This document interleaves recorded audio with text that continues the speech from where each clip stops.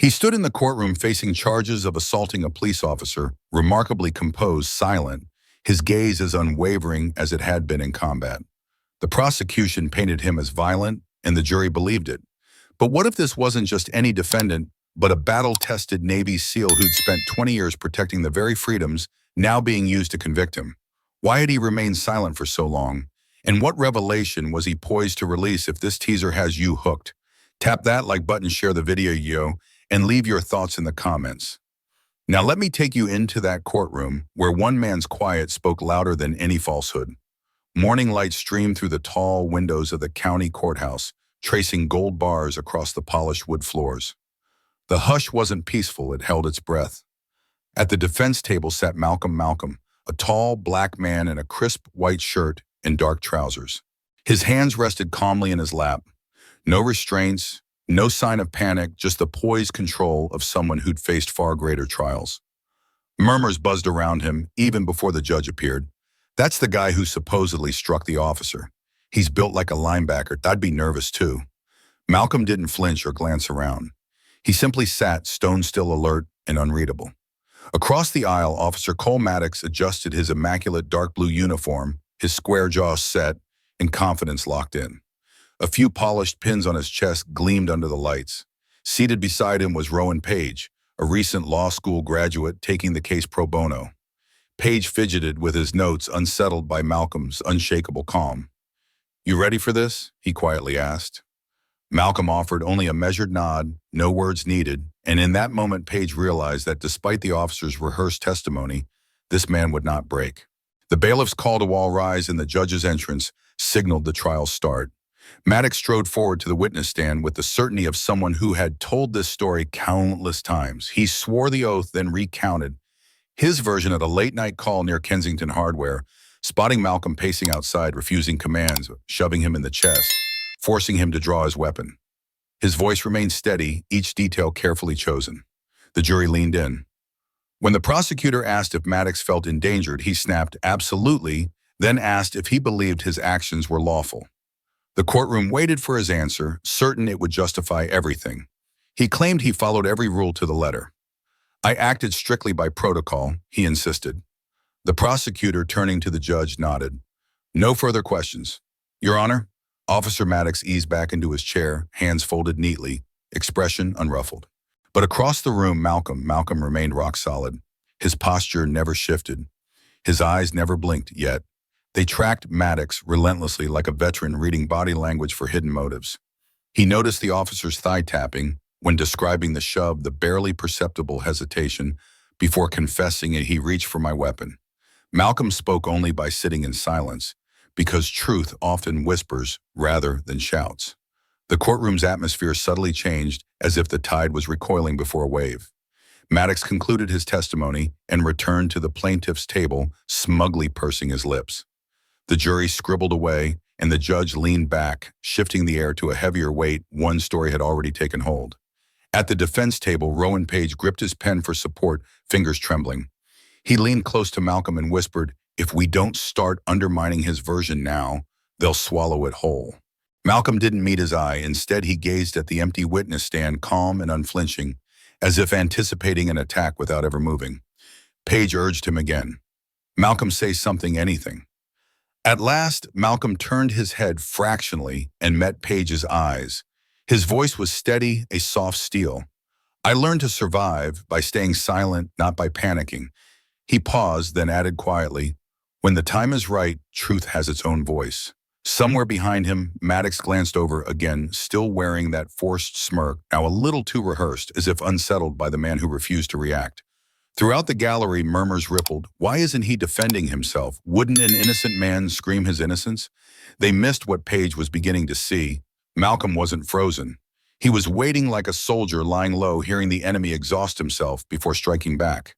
And when that moment came, he wouldn't simply answer. He would unmake their entire case. He settled back calm and unruffled, not merely a defendant, but a commanding presence. The judge's gavel rang twice sharp and decisive. "We'll break briefly before moving to cross-examination." The jury shifted in their seats. A few stood to stretch, but no one left. A tangible change had swept through the room. An undercurrent of doubt was rising. At the defense table, Rowan Page leaned toward Malcolm, voice low. That line about what they expect you to do, powerful stuff. Malcolm remained silent, though a muscle in his jaw twitched as if he were containing something far more potent than words. Page slipped a small USB drive from his briefcase, his fingers just a bit sweaty. I got this last night, anonymous bystander footage. I've only skimmed it, but if it's what I suspect. He trailed off and met Malcolm's gaze, part wonder, part suspicion. You've been holding back, haven't you? Malcolm finally faced him. Not all truths need to be revealed at once. Page stared for a beat, then nodded. Fair, but this needs showing. The judge adjusted his glasses, tone firm. Mr. Page, you may proceed with cross-examination.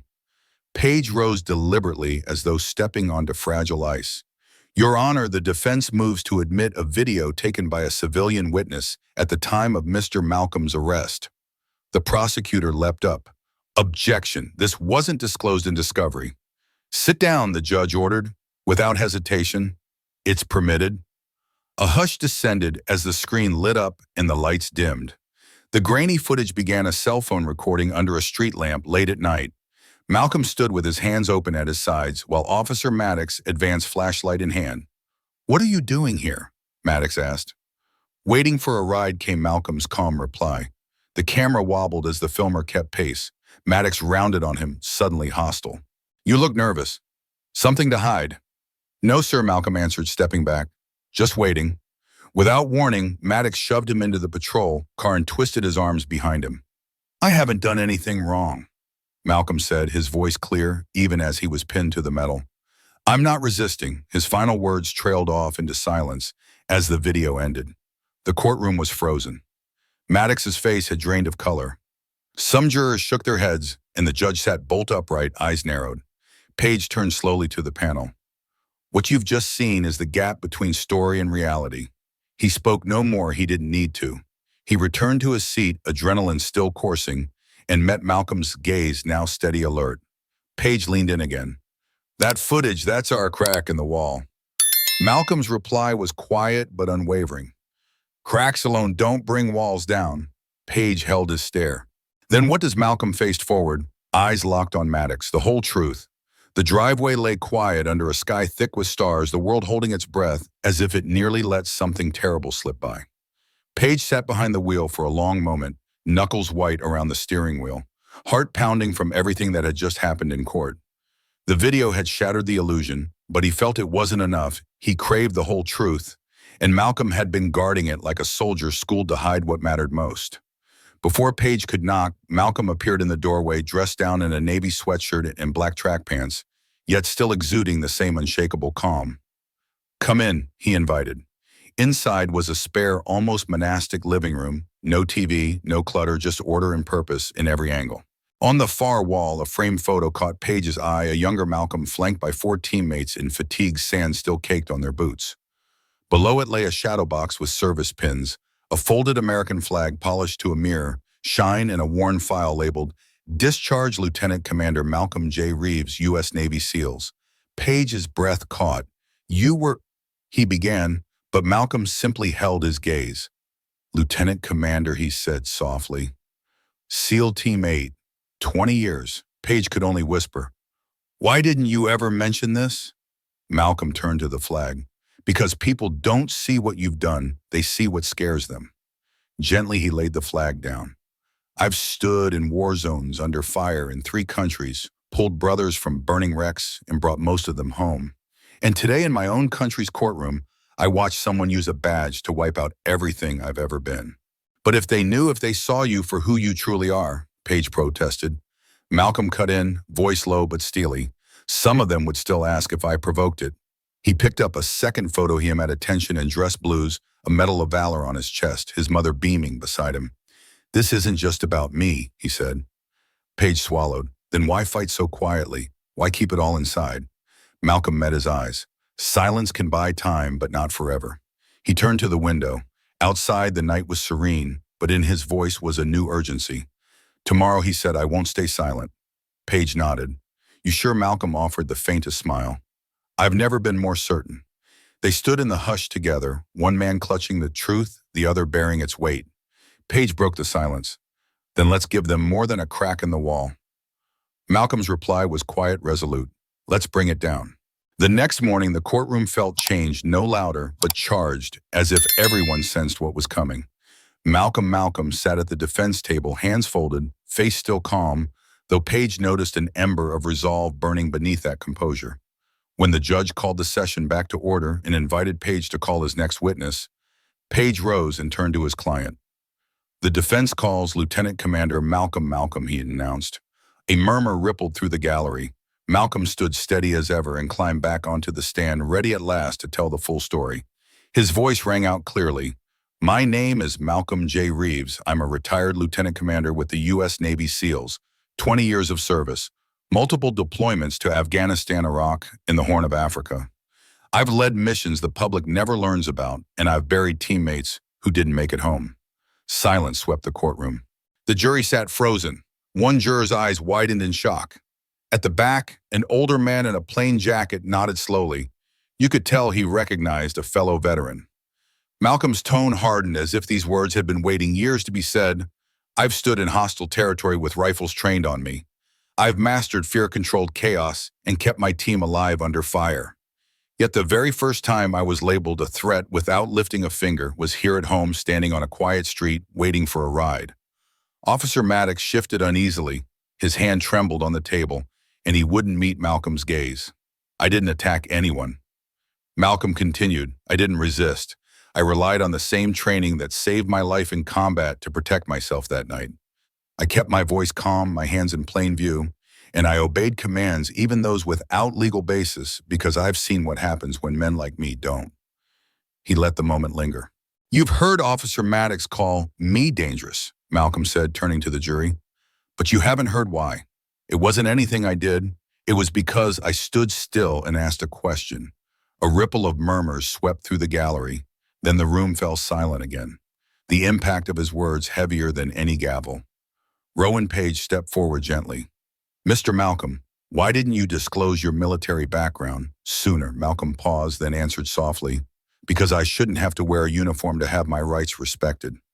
I shouldn't have to prove my worth to an officer, to this court, or to anyone. He glanced toward the audience, people who had whispered about him just a day before. I kept it hidden because I wanted to be treated like a citizen, not a soldier, just a man standing on a sidewalk. The judge remained motionless. The prosecutor looked down, lips pressed tight. The veteran in the back row rose and saluted, one slow, deliberate gesture.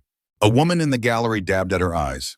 A juror set down their pen, folding their hands, as if no more notes were needed. They were already persuaded. Across the room, Officer Maddox now looked, small confidence drained from his face, fingers gripping the table's edge, eyes refusing to meet Malcolm as again. Because some truths are too powerful to face directly. And Malcolm, he no longer appeared as a man fighting for his reputation. He was a man reminding the nation exactly who he had always been. The prosecutor laid out the facts with surgical precision. Officer Maddox, he began, you testified that Mr. Malcolm acted aggressively and posed a threat to your safety. Maddox cleared his throat and gave a curt nod. I stand by that, he replied. You also said he reached for your firearm, correct? The prosecutor pressed. Yes, Maddox affirmed. But we've all watched the recording, the defense attorney countered. We saw him stand perfectly still. We heard him say, I'm not resisting.